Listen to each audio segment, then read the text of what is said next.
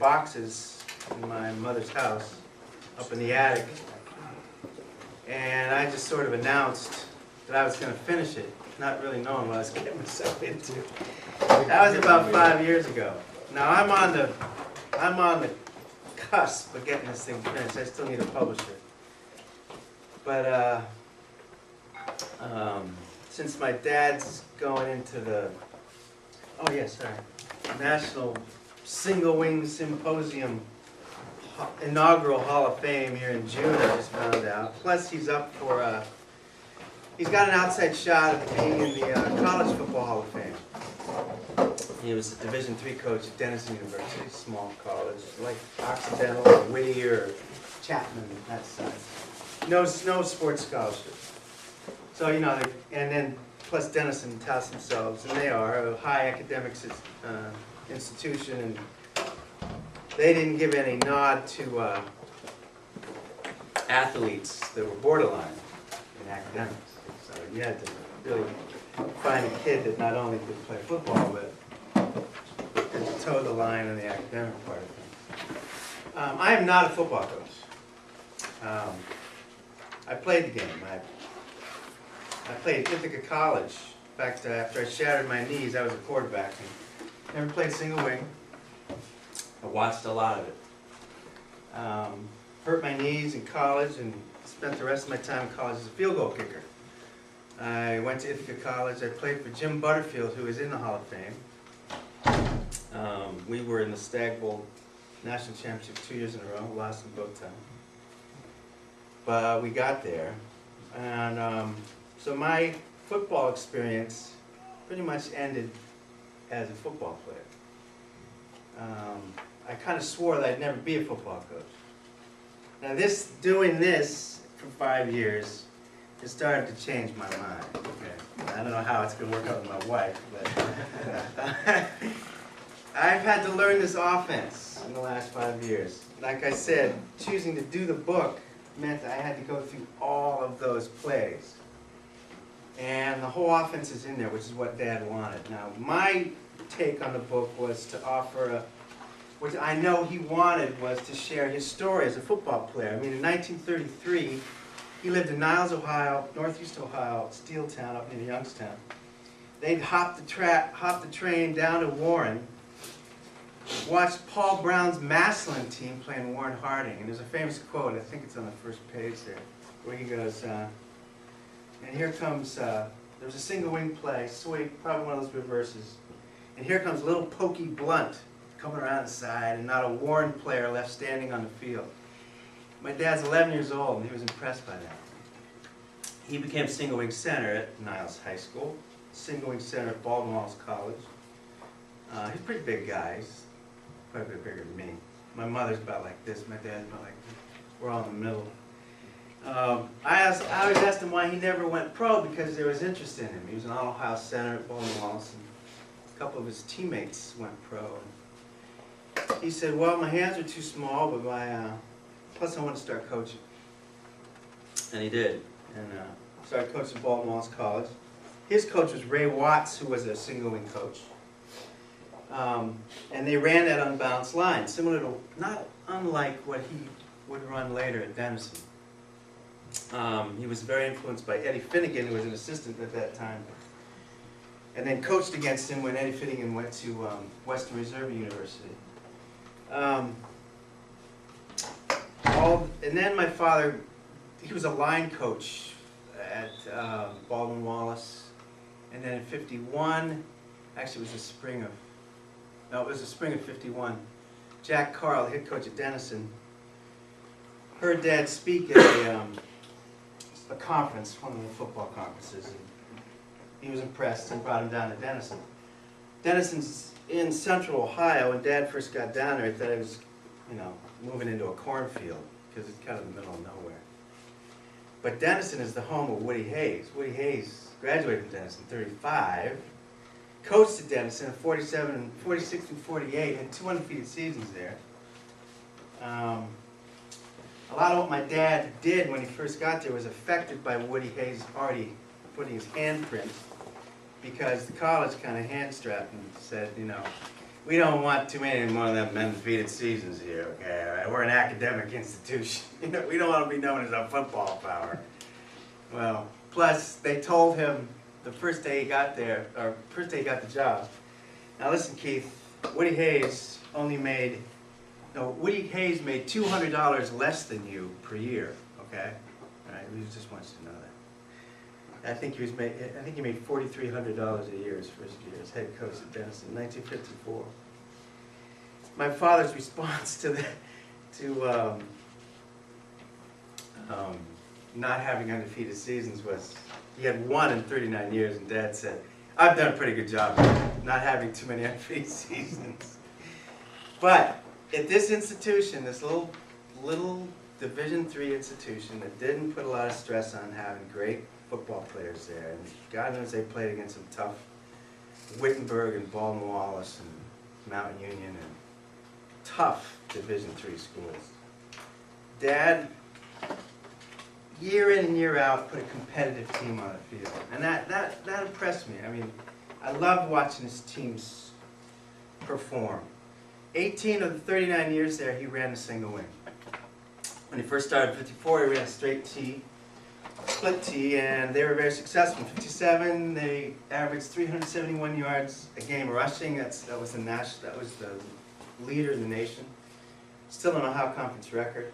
In 57, that whole staff, which had Ken Meyer on it, who would later become the San Francisco 49er head coach, quarterback coach for Namath at Alabama, later for the Jets, Norm Snead at Wake Forest, who was that left? Kenny Stabler at Alabama. Quarterbacks coach, Kenny Meyer, was Dad's assistant. And in 57, they went down to Ohio University in Athens, and they thought they had a job. They came back, the story goes, I was only 3, so I heard this secondhand. They heard that they got the job.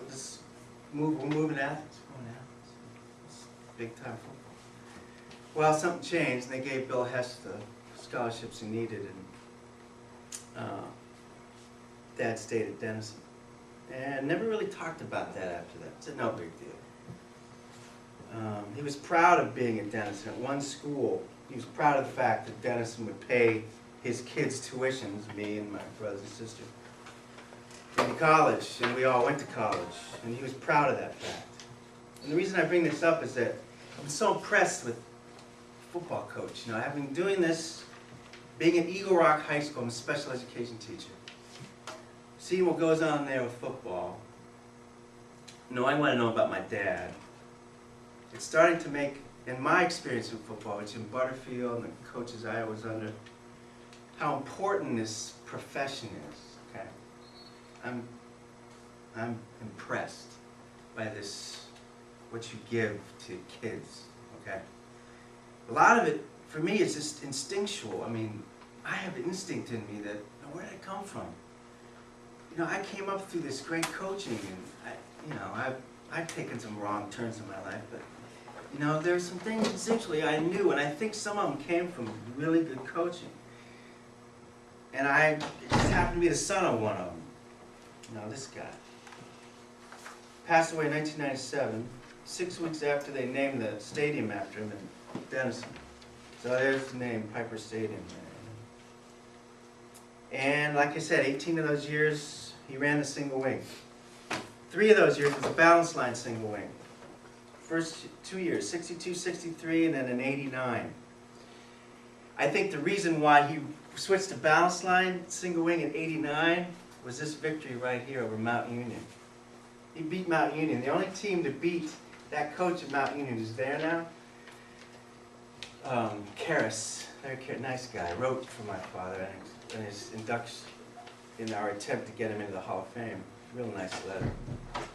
Also said some nice things about my pop. But he beat him 2 years in a row. 1 year with an unbalanced line. The next year came back and beat him with a balanced line.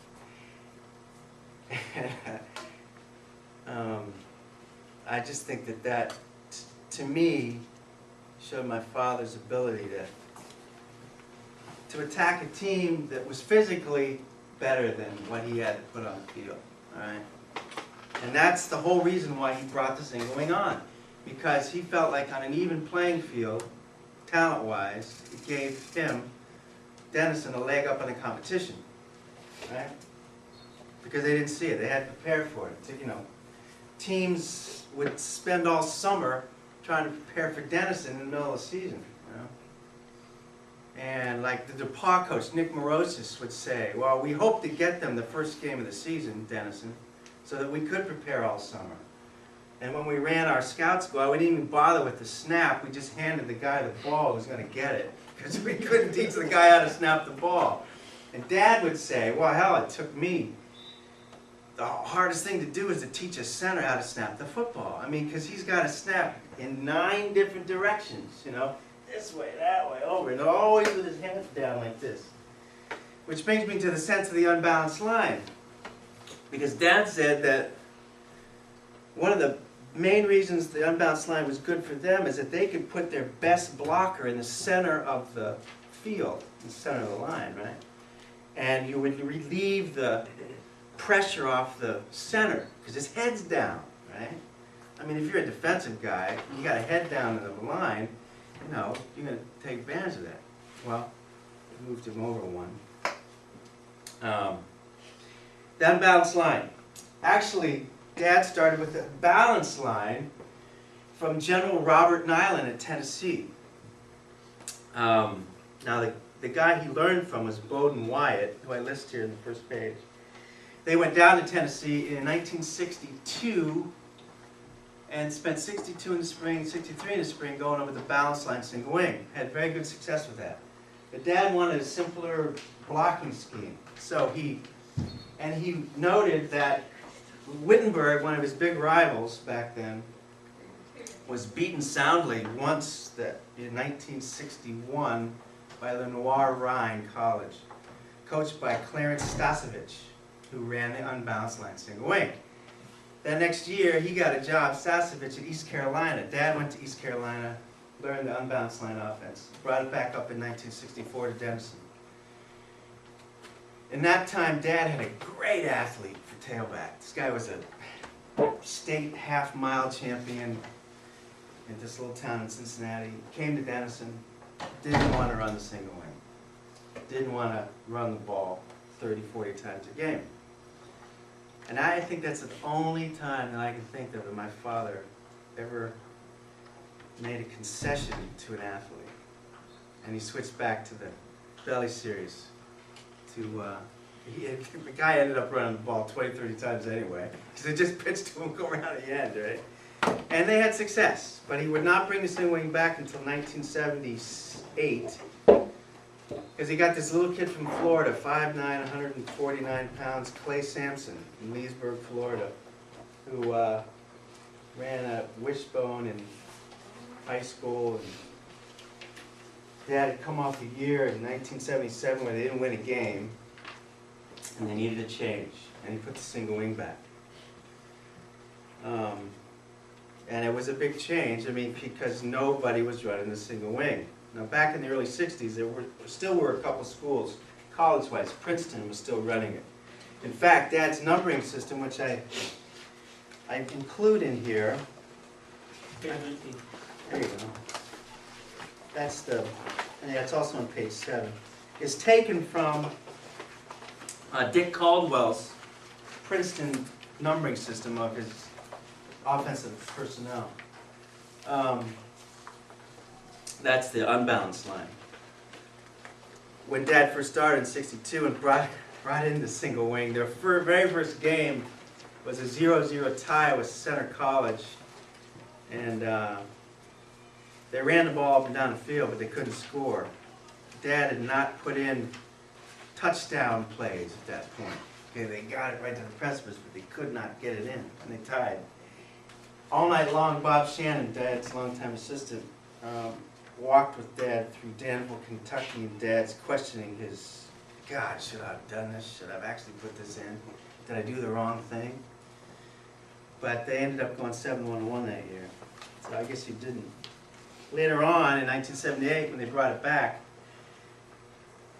it really took hold. The players bought in, and in '79, that second year they had it back, an unbalanced line. This little Clay Sampson kid led them to upset over Baldwin Wallace, who had a 21-game winning streak.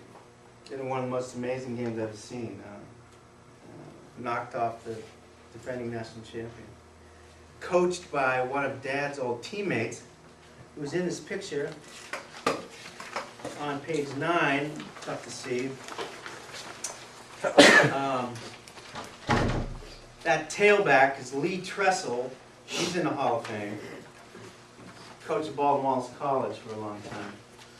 And that's who was coaching Baldwin Wallace that day. Dad's the center. You can see him there. And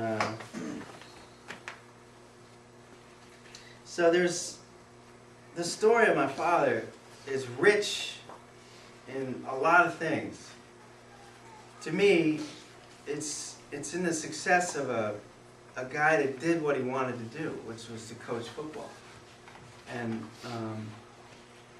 like I said, he's up for getting into College Football Hall of Fame. It's a long shot. He's a small college coach. He didn't win. He only won 58% of his games. The cutoff is 60%. But the fact that he ran a single wing and he put in the spread offense, Tiger Ellison's spread offense later on, at a time when no one else was running this, and now you're looking at TV and everyone's running this, right? And they're calling it something different, but these are all these single wing plays. You see them, right? That single.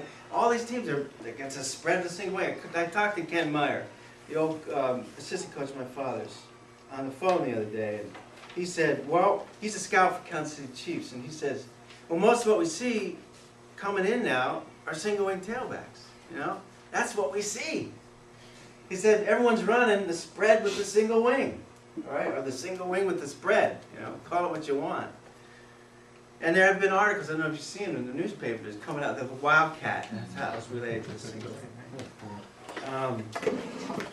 It would be really interesting to have my dad here and hear what he had to say, you know, and about what's going on now. He'd probably say, well, you know, the quote at the bottom of the first page here is, no one ever really caught up with or passed the single wing offense. It just went out of style.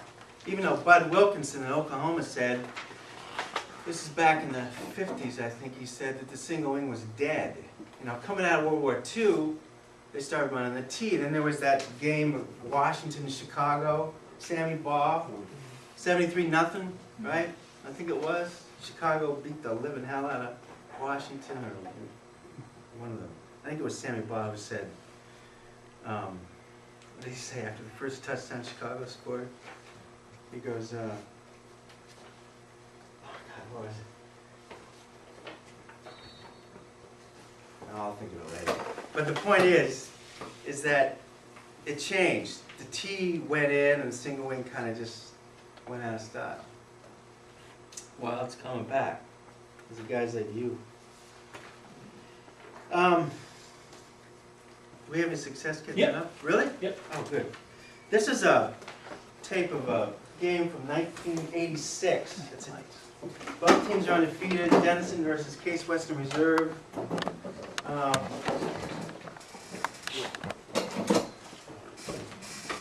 Cleveland, Ohio. Is there a button you hit to push play? Try stop and start it again.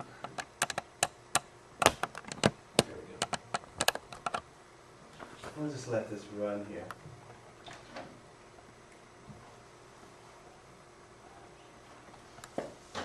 What I've tried to gather for you is just the basic numbering system, the basic holes that he hit. I put in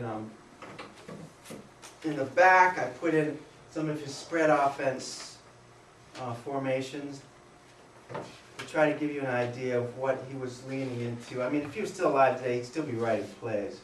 I mean, I grew up watching my father with the TV on before he went to sleep. He'd just sit with a yellow pad in his hand, just play after play after play after play. And I love looking through those things, you know. And that's what he did. And, you know, he not only put out an entire playbook for Unbalanced Line, I found out from Ed Raisley, this single wing historian who you might have heard of, he sent me a copy of this entire playbook of Balanced Line single wing, okay? Both 200 pages long. They coming? You know, I've seen that before. You know what? What I did on my Dell was to switch to Media Center, Okay. and then it played. I also put in, I included the chapter with the position. You know, your number one was the number two in this offense. Actually, and I don't know who called the plays in your offense, but in his offense, the quarterback is the number two, the blocking back, who Dad called a retarded guard. He probably would get away with that these days. Right? Because he pulled some bright guy off the line, right, who had a savvy about him and a leadership quality, and he made him the quarterback, all right? And he had a few tailbacks that didn't like that because they're coming out of high school as play callers, you know, and they kind of had to take a back seat on that. But, Right. what's that? Media Center, yeah. Do you have that option on your computer? Yeah, it's in a media player right now. You're saying media center. Media Do you have Center. another DVD thing? It is a DVD, yeah. It was playing when you first popped it in that earlier. Yeah, try eject and reload it, coach. See if that reboot. Close out media player. Oh, sure. I'll just jump over the table and The get little it thing with the wires called a mouse. Yeah. Now, my father liked to call football players, you know, because here he is with this academic Start, so institution. let And, that screen come up. Because you know, one of the things that I respected about him was that regardless of who he had on the field, you know, he asked the most out of them, and even in that season that they didn't win a game, he called that his best team, okay? Even though they didn't win a game, they tied one game that year. But that team was the start of a major turnaround in the program at the time. And every once in a while, he got some players in. This kid on page 13 and 14, I believe it is, Chris Spriggs, was a three-time All-American there. Rushed for 4,000, passed for 2,000. At the time, was the only college player to have done that in a career. He came out of school. He was a wishbone quarterback, option quarterback. Had all the tools for a single wing tailback. He ran the offense quite impressively. There it is. He could also quick kick, which is another chapter. My final chapter in the book is about quick kicking and how effective it is. And this kid was a punter in high school and it just kind of went along with that. Denison is in the white. This is in Cleveland, Ohio against Case Western Reserve University.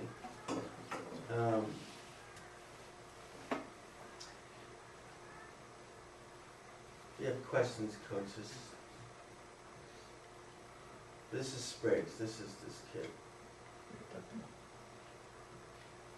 Cocky kid, to say the least. That center is an All-American, Division III All-American. That little kid, 89, a wingback, a very important offensive position. Little, 5'8", 160 maybe, but quick as a flash. This is a team that went 9-1. Didn't make the playoffs. The team before made the playoffs. It's kind of a political thing, you know. They didn't get in. Dad always thought it was actually since they're so thin depth-wise, that little wingback got hurt in their final game that year, and Dad felt that it'd probably be better we didn't go to the playoffs.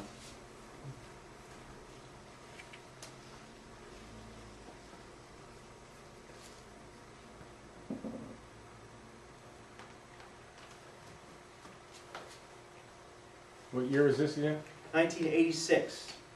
He coached from 1954 to 1992. His last year was 1992. Coach, how old was he his last year? He was 71. I knew that, I just wanted to throw that out. Amazing. Any stuff you want to run back, just... Now can you run that back just a second? This is what I see in college football these days. This is a bit of the spread right here. Okay, you got like a shotgun situation, right?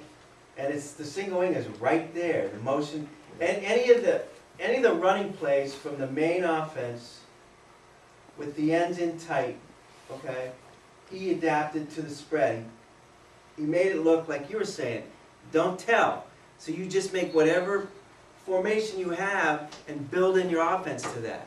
So that whatever they see coming at them is similar to what they've already seen, right? But you hit them with something different. That's right. Of course you need an athlete, you know, you need a kid that's tough and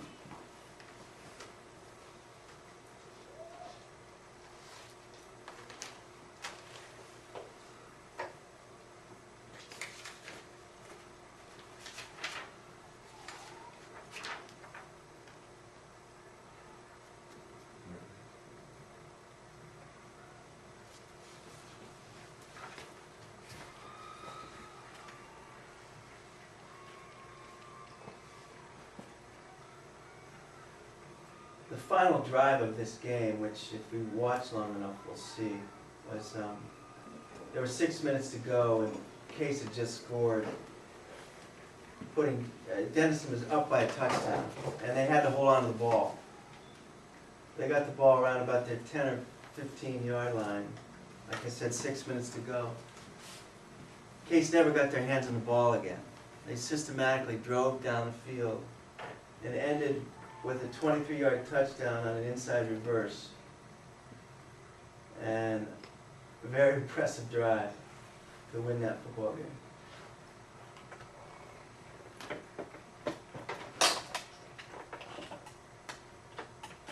What Dad liked to call robust intellectuals.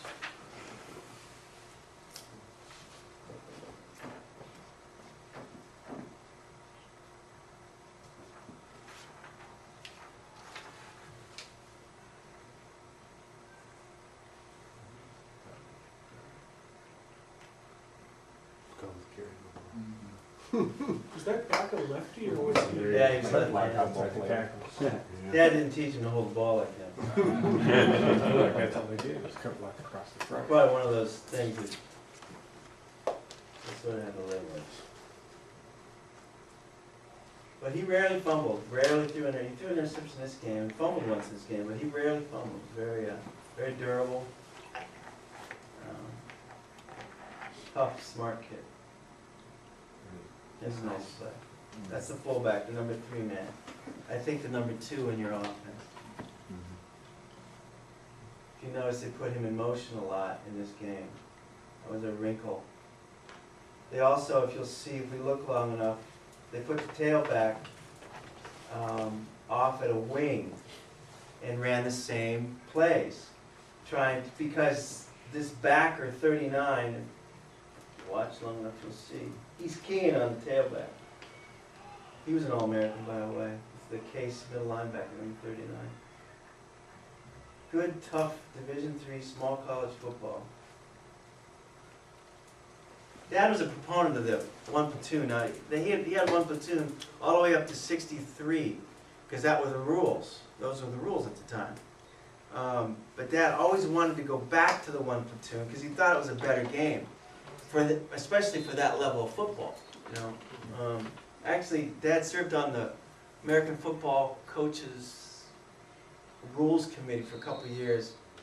Paterno was on that, was in that group, and those two agreed on the return to one platoon football. Bud Wilkins used to say that in one platoon football in colleges, the head coach did more coaching. Had to, because you could only have the starters working on offense and then on defense. And also, George Hill, who coached for my dad, went on to be a linebacker coach for the Miami Dolphins. Before that, he was Ohio State coach for Woody Hayes. He'd often say that when you practice, when your team played the single wing and you had to practice against a single wing, it made your players better defensive players because they had to get used to that double team block coming at them, right? Then they'd come to the game at the point of attack, double team. Then they come to a game and they look at the coach and say, hey, there's only one guy blocking me. Come on, are you kidding? He said it made them better defensive players.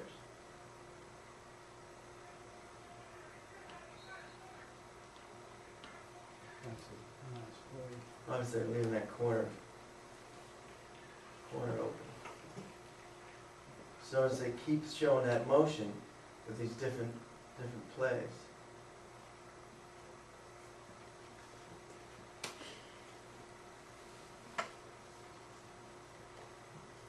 And that's basic. This is the and his passes went, anything that ended in a 0 was the drop back pass. Any pass that ended in a 1 moved to the strong side. Any pass that ended in a 9 moved to the weak side.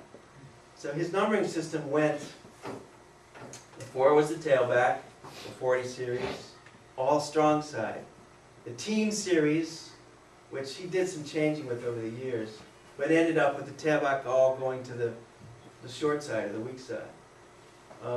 Anything started with 3 was the 30 series. And if you look on the, what's the page here?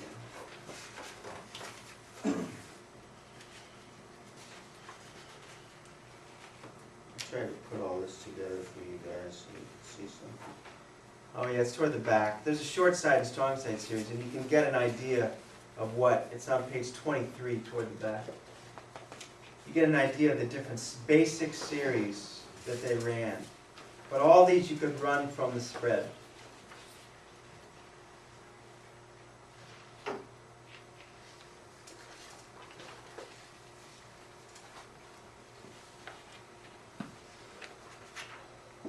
My father used to call this the flying circus.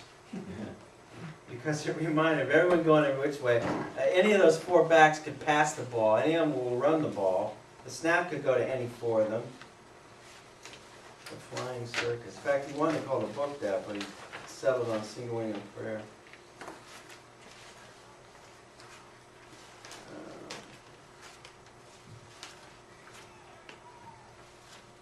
He got a lot of media attention in the 80s, around this time. There's a lot of media showing up in that campus, filming the robust intellectual.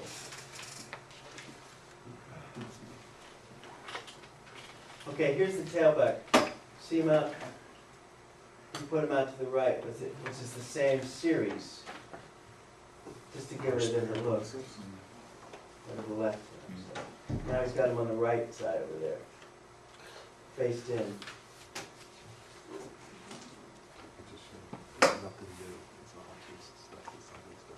Somebody stole from somebody.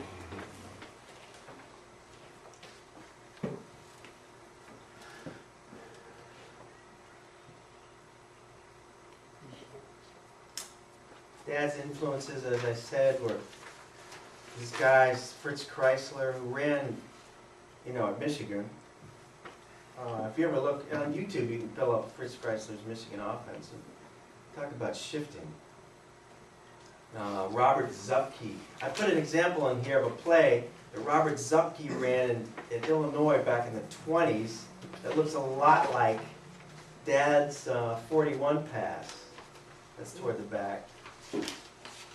And speaking of Pop Warner, I found a book that Dad had written by Pop Warner with Pop Warner's autograph to Dad. Dad saw him speak. Yeah, he goes back a ways. Dad was born in 1921, so.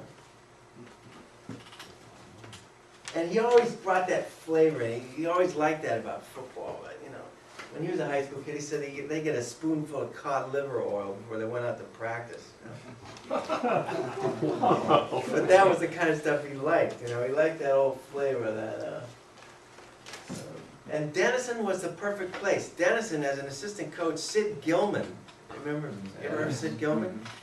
2 years as an assistant coach at Denison. Then he coached for Woody Hayes at Ohio State for a year. No, he didn't. He coached in Miami, and coached against one of Dad's rivals, Ed Sherman at Muskegon, was in the Hall of Fame. And Ed Sherman talked about Gilman as being the greatest offensive mind. You guys see that? Yeah. With the ball on his leg. He did a kind of like Speckman's, Yeah. Putting on his thigh. There you go. Yeah, that's that.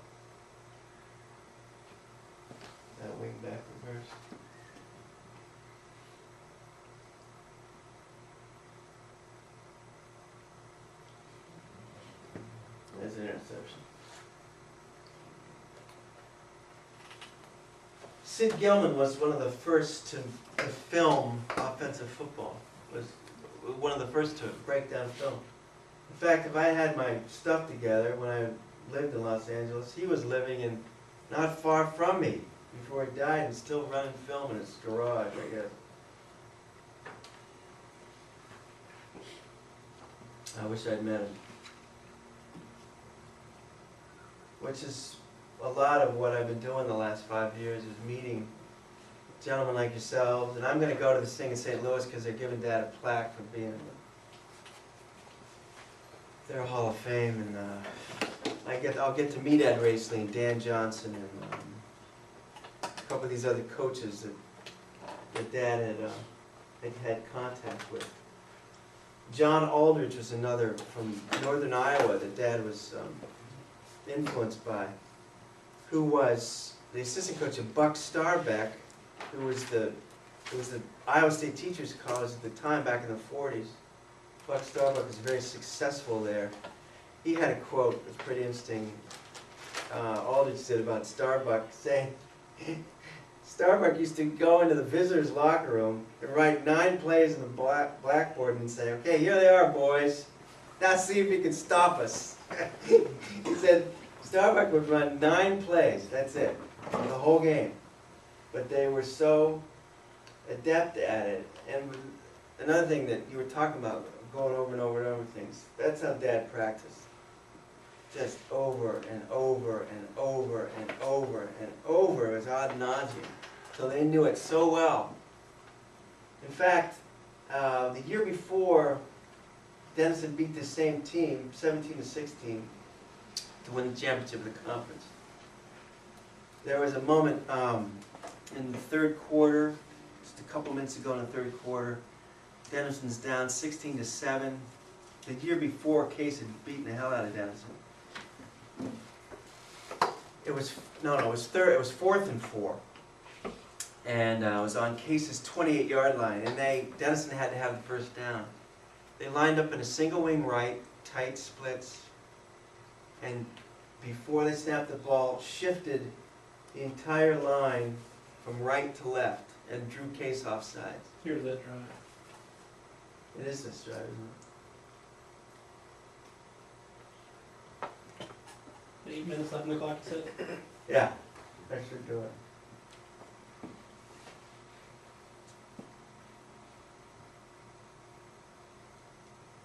No, wait a minute. I think he fumbles here. And then it's after this. Oh my God. Yeah.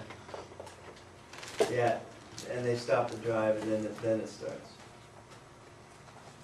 So there's 2 or 3 plays here. And then he gets the field goal. And here it is. This is the drive.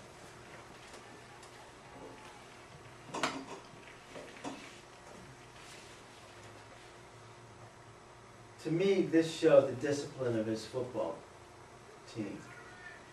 You know, when a team can, under pressure, perform the plays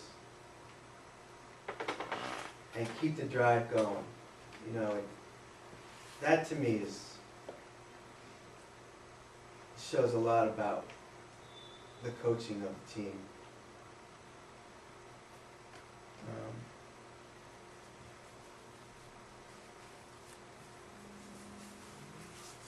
You know, I'm honestly impressed with you guys as coaches these days. I mean,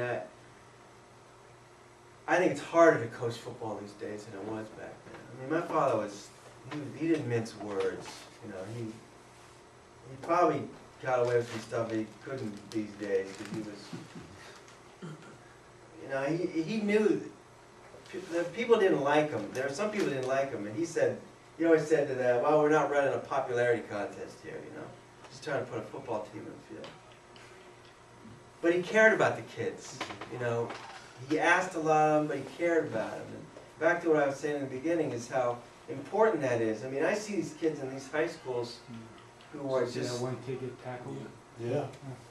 They try to take the tailback out. Yeah. Run that back a second, will you?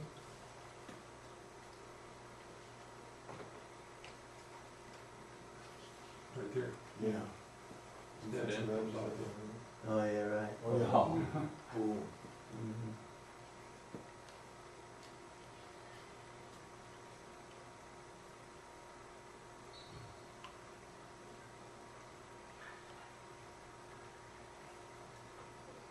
I teach ninth grade special education. I'm in the regular education classes with resource kids. And, I know it's an interesting age, ninth grade. I look at these kids and where their brains are going and minds are going. And you know, I remember how good a student I was during football season. I wasn't worth a damn outside football season, but during football season, I had to organize my time. In order to stay on the football field, to be eligible, to get everything done, I had to be organized, right? And I mean, as a ninth grader, as an eighth grader, as a seventh, I knew that, okay, because I wanted to play football. It's an old adage, but I believe it's true. It does build character.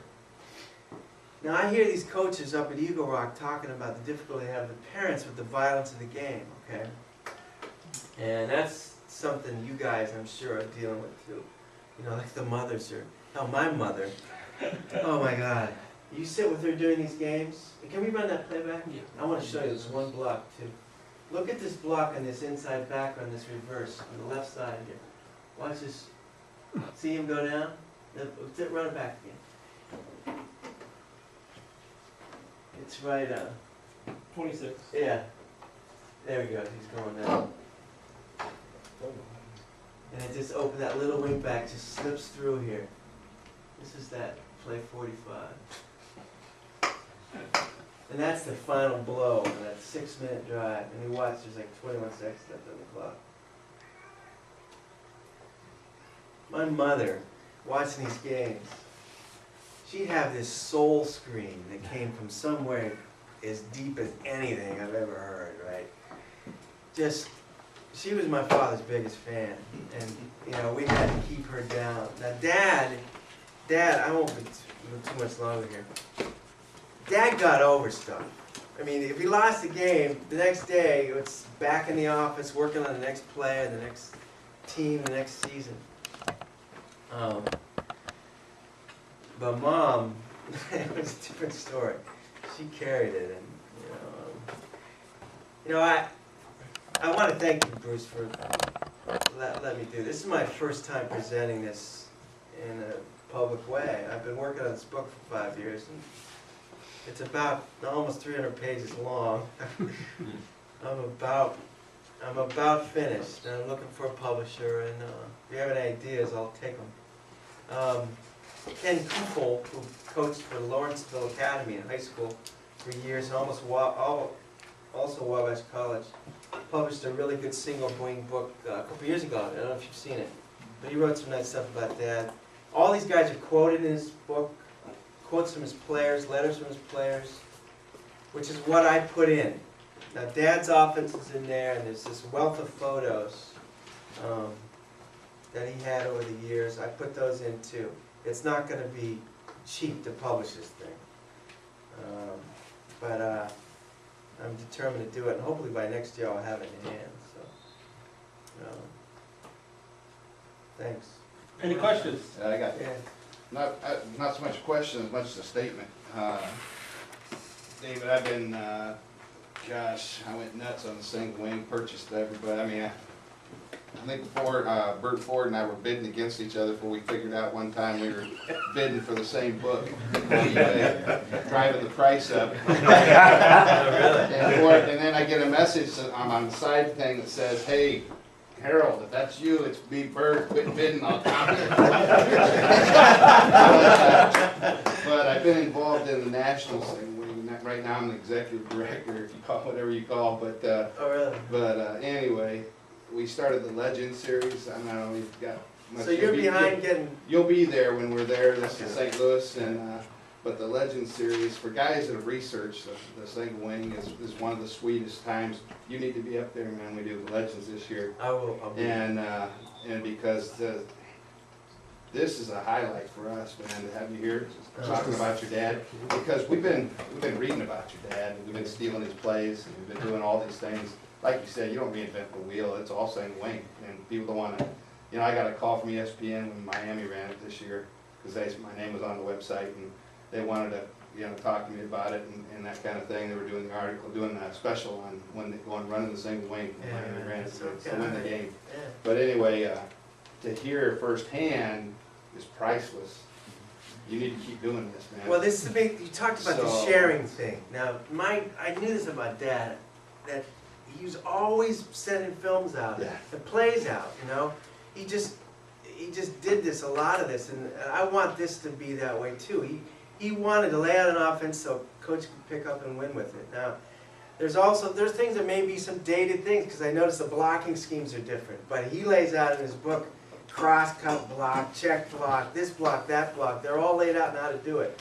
He wrote everything down that he could about the single wing offense, you know. As we studied, and I was gonna tell you, my coach and I, we've been meeting guys that are 90 years later. They're going away. They're old, you know. You're right about that. And so we've been getting pictures with guys all the time when we meet with them. We get, man, big. And to them, it's like the biggest thing in the world that we make a big deal out of it. I know your dad would be the same way. It's like, why is there such a big deal? But to get it, and we're sorry we didn't get to meet your dad in person. But Well, if he's heard here so today- much talk about it. But he's here, yeah. And If he was here today, the first thing he'd do is complain about my hair. but That's the first thing he would do. to have you here talking about it is a treasure for us. That's what I was going to say. And as a coach, you know, and the older you get, you're going to realize that. But these are the treasures that you keep, and so it's pretty exciting to have you here today, man. Thanks, man. Thank you. I appreciate it. Somewhere at my house, I have a video of your dad at the clinic. It's pretty beat up. It's on an old VHS. Do you really? Yes. If you're interested, I'll talk to you. I'm interested. Okay. Definitely. You have a library, too? It's pretty beat up. It's hard to watch. I've only watched about 30-40 minutes of it because it's pretty beat up. Well, You got to play the volume like really loud because it's probably been duped about 15-16 times.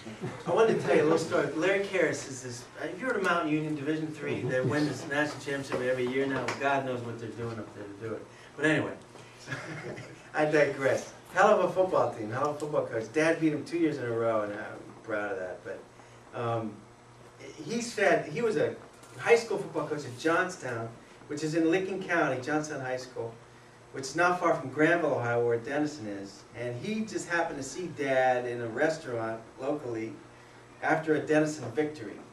And Karras told the story, said, I watched him, and I said to myself, I saw how gregarious your father was, and telling stories. And he said, that's what I wanted for my life. I wanted to be a college football coach like that guy, you know.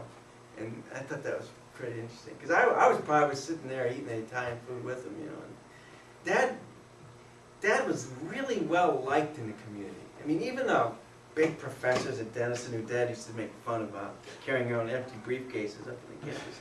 You know, my father had his funny side.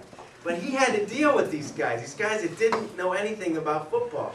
I mean, one of my best buddies through writing this is Wally Chessman, who was a history professor at Denison, who didn't know squat about football, right? But he had such an interest in my father, and there was something to that. So I think one of my points that I find myself going over and over again is that this football thing is a little bigger than the field. You know, it's bigger than the field. It extends out. It draws people in and extends back out through those kids. You know. And I hear it in you. I really hear it in you. I mean, you got it, man. I'm impressed with what you're doing. I'm glad. And this Pee Wee football thing, it's the last thing I'll say. A couple years ago, I was up at La Cañada, and I went to my nephew's football game. And I thought it was just going to be this backyard little thing where they're, you know, hell, I got out, there's cheerleaders, scoreboards going, these kids are in great uniforms. I didn't see it. I've never seen anything like this. And I noticed one of the teams that my nephew was playing against, was running a single wing. Now he might be sitting in here, by the way. I don't know. But he's out from Covina way, I guess. I approached him in the parking lot, and I said, "Hey, coach, I noticed you're running the unbalanced line single wing. Where'd you get your ideas from?" He goes, You just blew me off, you know? And I'm thinking, man, they take this serious. These kids are 10 years old. Come on. What do they think? I want to trade these secrets for money or something? Well, I told my wife, I said, damn, man. Now my father was. And, he must have thought I was stealing from him.